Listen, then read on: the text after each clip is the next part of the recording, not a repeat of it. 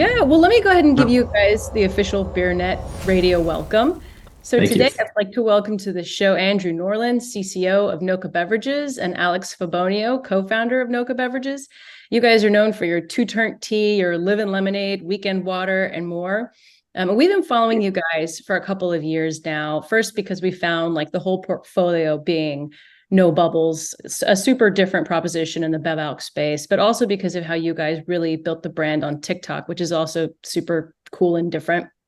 But now clearly the cat is out of the bag because Molson Coors is making a big run at the no carbonation hard space with Happy Thursday.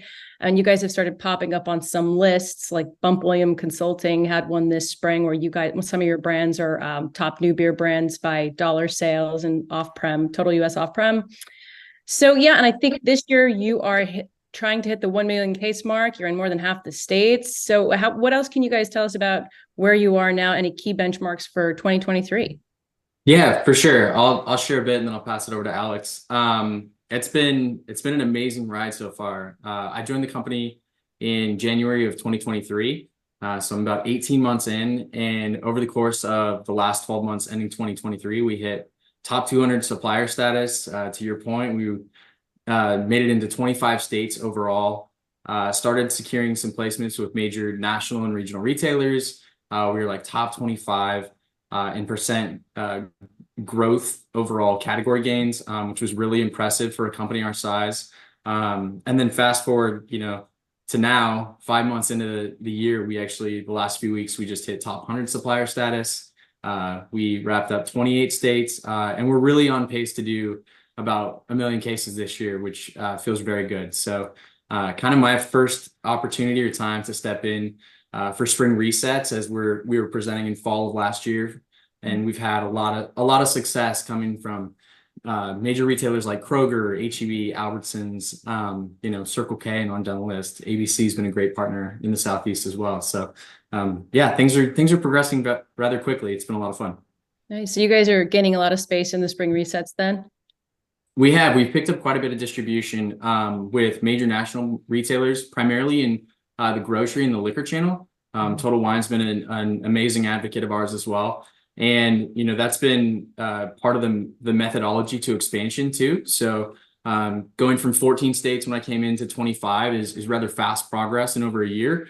But that was really intentional on our part so that we were well positioned to start presenting to some of these major retailers that really put us on the map in a big way. So from there, we'll expand into kind of the convenience channel over the course of this year and next, and then we'll expand further into, mass, club, drug, etc. So that methodology has really worked well for us, but that's really the intent.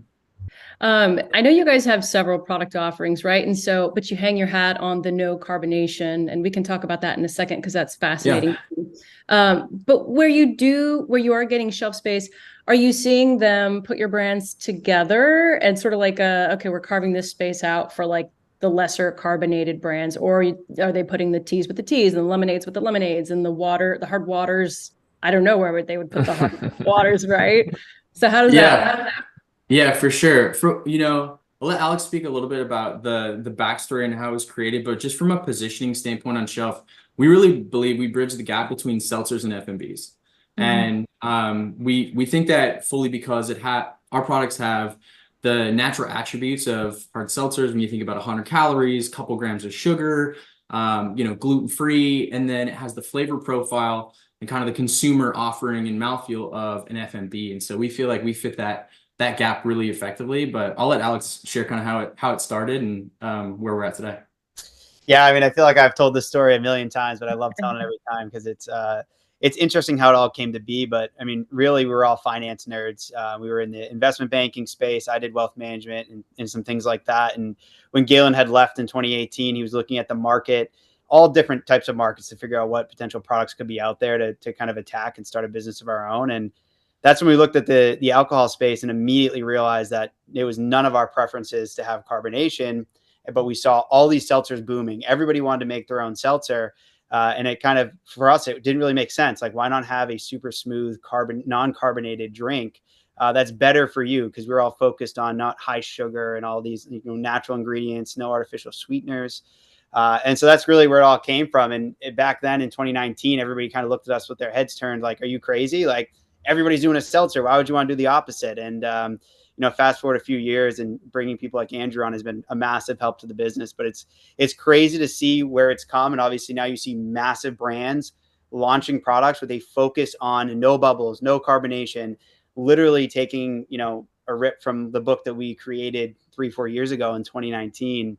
And when we had first launched, there was that initial product launched by Genesee, funny enough, that was almost identical to what we had. They called it a spiked still water, I believe. But, obviously that didn't stay in market, and we were able to kind of stay trudging along on our path and telling our story. Yeah. So, then I have to ask the direct question. What are you guys seeing with, and it's been just recent days, with Molson Coors entry with Happy Thursday? Are they taking some, a little too competitive for your liking, or are they helping build out a bigger shelf, or how is that going for you guys? Yeah, no, great question. And actually quite the opposite in terms of like entering the competitive space and taking share. It's actually somewhat validated our position with retailers and distributors. And I think part of that is, we are extremely well connected with the consumer. That's really what social media and Alex's brilliant marketing partnership with creators has done, is created a really strong connectivity with consumers, and helping bring retailers and distributors into that fold to educate them that connectivity is very authentic and real is something that we continue to tell over and over and over. And so seeing Miller Coors enter that space with a product that is, somewhat comparable or in likeness to us, I think really validated to retailers and distributors that, wow, these guys are onto something. And if MC's jumping into that space, then it makes sense to partner with kind of the originals that were at the forefront that are also extremely well connected with consumers. So I have been tracking it and measuring it. As of, most recent time periods, I think we were delivering like 30 or 40% more like dollars per CWD in, total national scope. But, being as good as they are, they definitely jumped out of the gates pretty strong with distribution. So I think it's going to be a really nice evolution for that subsegment. And I'm sure there's going to be more entrants coming down the road.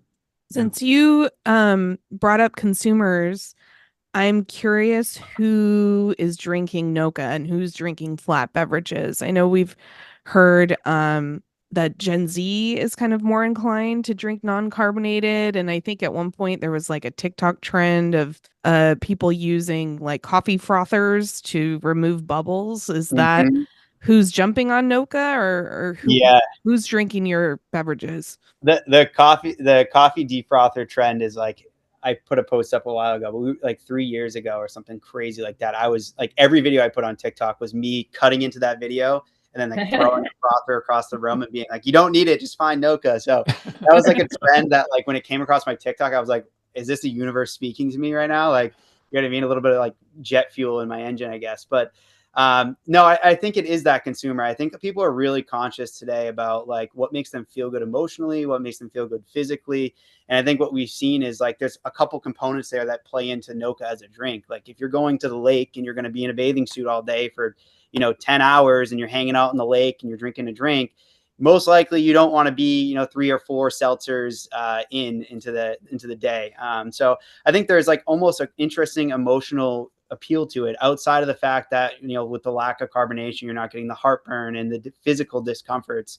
But I think what's interesting is we always think like, oh, our consumers like that Gen Z or the millennial, but we've seen this interesting emergence of like we'll walk into a bar, you name the state, and we'll be like, oh, who's buying the most NOCA? And they'll be like, oh, there's like a bunch of 50-year-old dads and they all love it. They're all and they're drinking it like crazy, So it's been interesting to track. If you base it on like who's following NOCA, I think it's definitely towards that like younger demo, probably like 22 to early 30s health conscious consumer, which you see with a lot of beverages. But it's definitely a strong preference because I'll be at a sampling, I'll give somebody NOCA and it has no carbonation, and maybe they love it or maybe they hate it because they love carbonation in seltzer water. So it really just comes down to like all shapes and different origins and whatnot when it comes to like who wants a non-carbonated drink.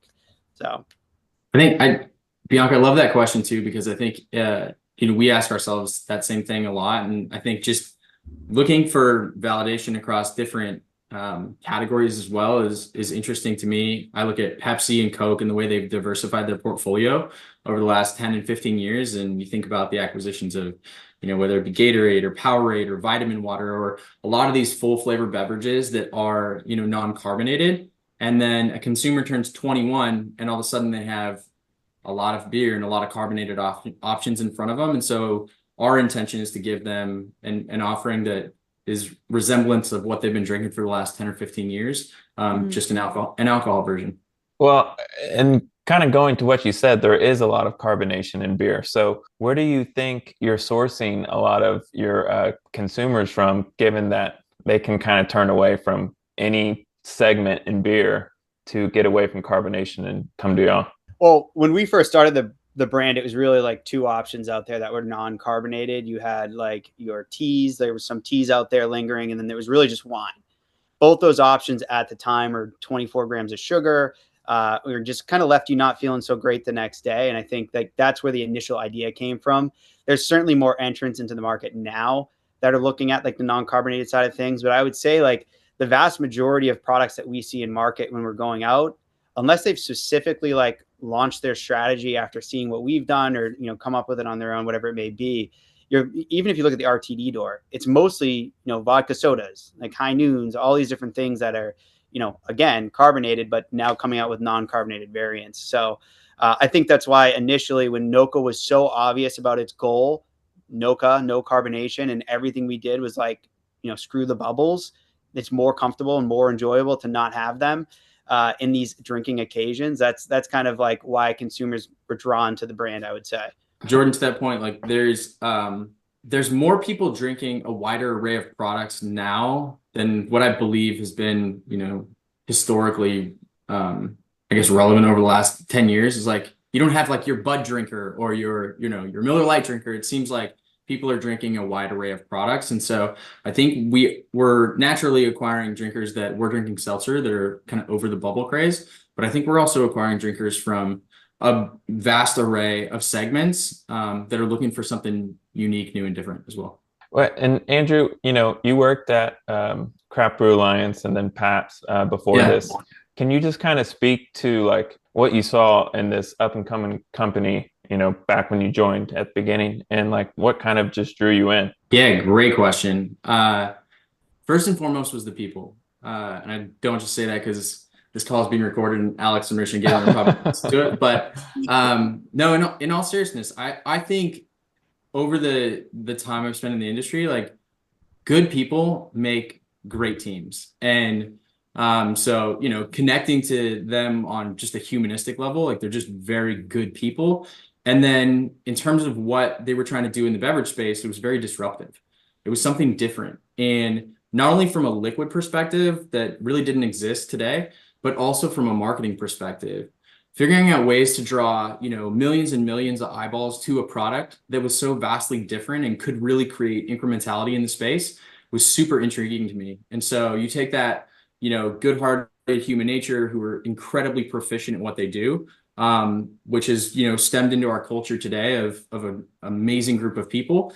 And then you couple that with impressive liquid, great marketing, and then it just comes down to a distribution play. And so, given my expertise, that's really where I come into play. And we've grown distribution really, really rapidly. And now we're going to start accelerating that with key programming and ad support and planers. But long-winded answer to your question, but those kind of like pieces all compiled on top of each other is really what gave me excitement that we were building something for the long term. Yeah. I'm curious about, obviously you mentioned the disruption and the social media angle, which is super interesting. I don't think that I've seen a BevAlc brand build a brand on social media like you guys have. And I'm sure there's part of that is because of rules and regs, right? But can you describe like how you break through like that? I mean, I know you guys have the Two Turnt Tony collaboration, right? And he's hilarious. I was doing my research because, you have to. It was tough work, but I was looking at his Instagram stuff and his Noni and his dogs. And I mean, it's really hilarious. And he has the brand in most of his stuff. I mean, can you measure how effective that is, and how effective is it? I think for us, it comes down to authenticity. We build our whole brand around that. And so when we come to market with a product, this isn't just a product that we toss somebody's name on, right? Like we do business with people that we can be friends with and people that we view as like almost family in a sense. And it may sound a little bit overly dramatic, but it really comes down to that. And that's how we treat our partners. And so we're in these relationships for the long haul. We know what we bring to the table from like an operational expertise standpoint. And we're able to leverage that with really, really powerful and genuine marketing where like the tea is Tony's baby. Like it's in every video, not because there's a contract that says it's there because we're perfectly aligned with Tony in that sense. And so when you ask about like the effectiveness, it's for us, it's, it's completely effective. It's exactly what we want it to be. And it's not a situation where I'm having, make phone calls all the time and track all these different things because it truly is a partnership at its core. And that's why you see it so passionately and authentically shared throughout the content. And I think that for us, when we first started this business, we got really, really solid advice from, one of the original founders who created the seltzer space. And his whole thing was, you guys are going to come up against some billion-dollar competitors and they're going to want to squash you day in and day out. But what you have that none of them have is an authentic story and a passion for what you're building. Tell that story and share it with the world. And that's really what we focused on doing for the last 4 or 5 years. The total following, I guess, what is your total following? I mean, when you think of your own following, and then of course, Sure. Tony's following, it's got to be, millions, right? Yeah, if you combine all of our followers and all of our, I guess, additional followers to come, we're somewhere in the NOCA itself is somewhere in the 300,000 mark. We've really kind of adjusted our focus across different platforms. So, it's about 40,000, 45,000 on Facebook in the last year, 16,000 on TikTok, another 40,000 and growing pretty rapidly on YouTube. So we're really trying to diversify the audiences that we're reaching because each one of those platforms have a different type of demographic. Facebook tends to lean a little older. YouTube is a more dedicated and cult-like following. TikTok's like that fast-hitting entertainment, but ultra viral. So it's like a different approach on each one of these platforms in order to see success. And there's no easy way to do it. It's pretty crazy to track it all and keep up with it. So. Right. And then, obviously I have to ask TikTok. We've heard a lot, of news lately. There could be a ban if there's not a sale. Does that scare you guys at all? Or you'll just pivot to Instagram or something like that?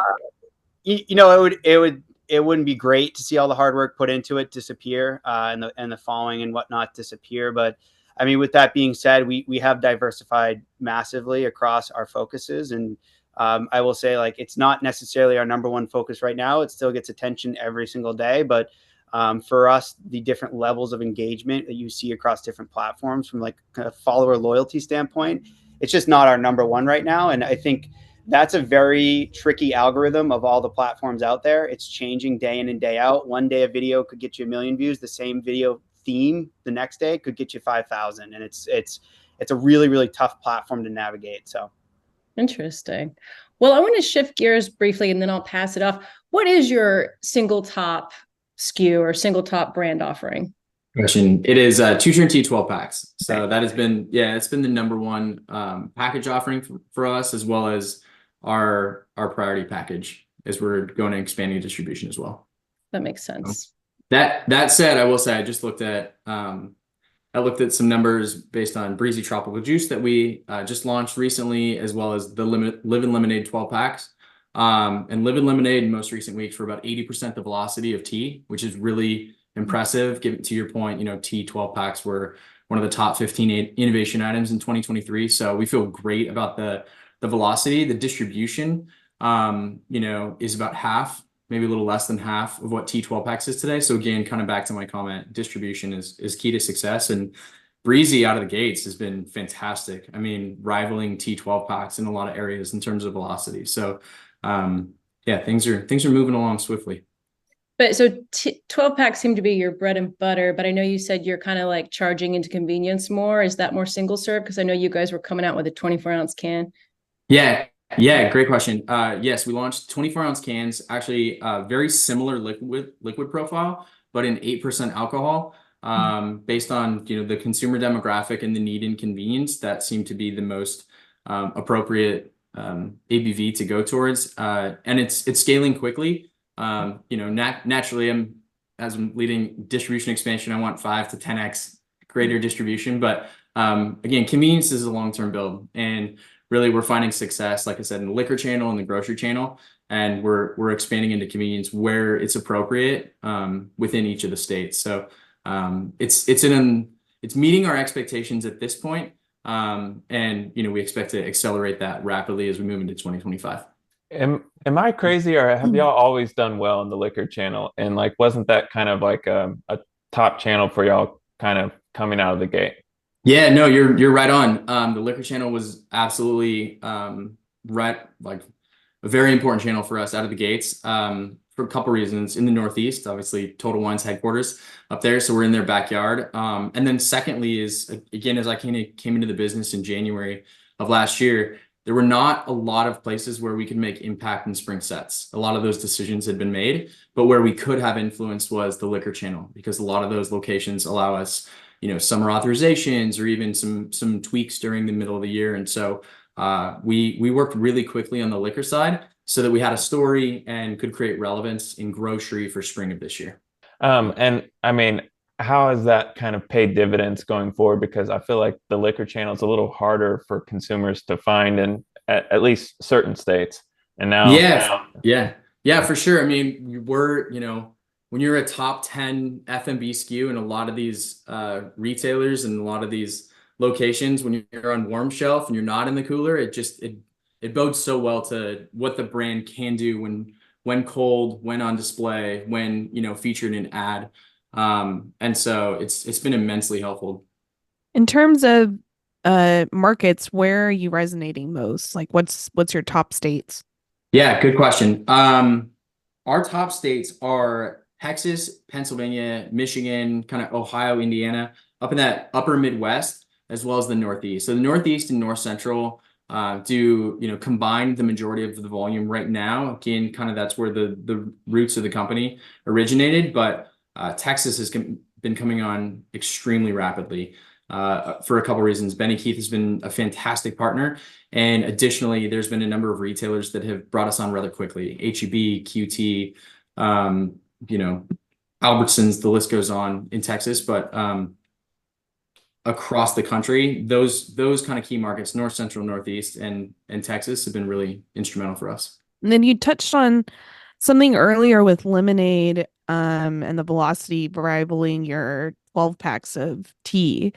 And so do you think like lemonade's poised to have a year of lemonade? Are people getting tired of tea? Is that kind of the way of the future?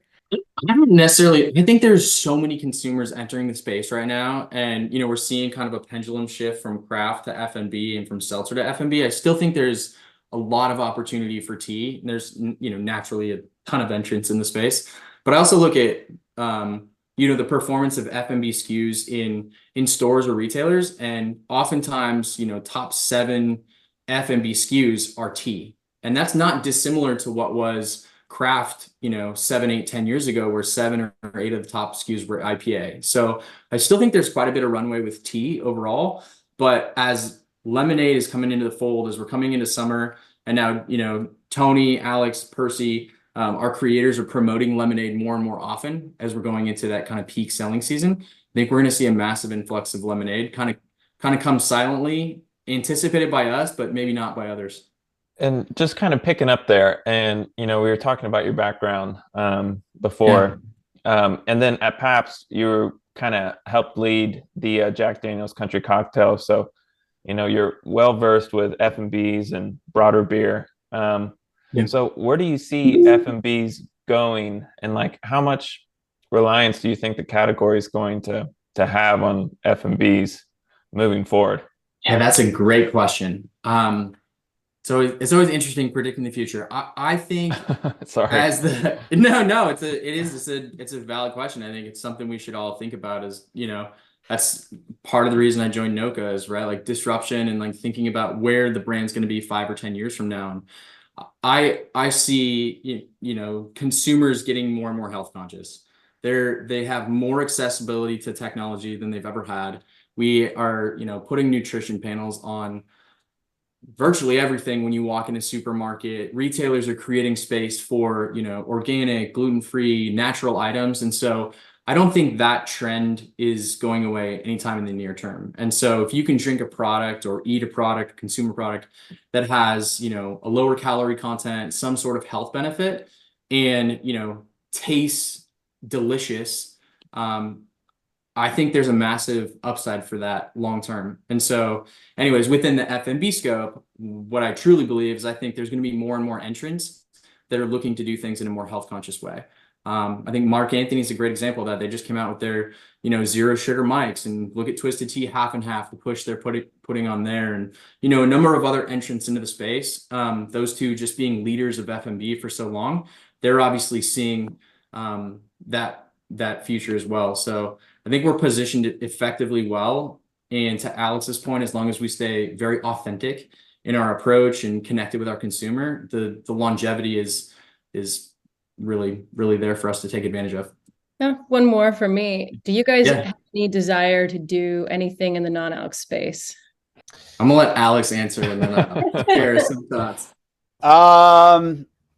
Yes, I think so. I think that there's definitely an opportunity in that space. I just think it's a matter of it's arguably even more competitive and more capital intensive than even alcohol. But we have been down that path pretty far with some concepts that didn't really come to fruition. But I think we definitely have the capabilities. It's just a matter of like timing ourselves so our focus is right, which, you know, Andrew and myself and Rich have had a lot of conversations about. I mean, we've had huge opportunities in that space, and we've just kind of taken the pass, I guess I'll say, for now. But no, it's definitely something we're looking at, and I think it'd be really cool to come out with something that almost played in both spaces and had an occasion that fit both brands.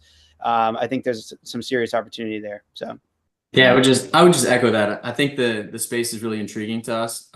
We're positioned to be very effective in the alcohol landscape, and we have so much upside to scale the business with that's really been our primary focus. But it's always lingering in the back of our mind as to what's next. And we have some fun things coming down the pipe as well, both in the alcohol side as well as partnerships. Which we can't speak about that today, but I think important to know is that, you know, we're thinking about what the business is going to look like 3 and 5 years from now, and making sure that we're making bets now that effectively place us, to Jordan's point, for long-term growth in the F&B space and potentially elsewhere.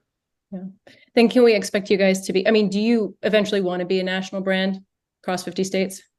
Oh yeah, absolutely. Yes.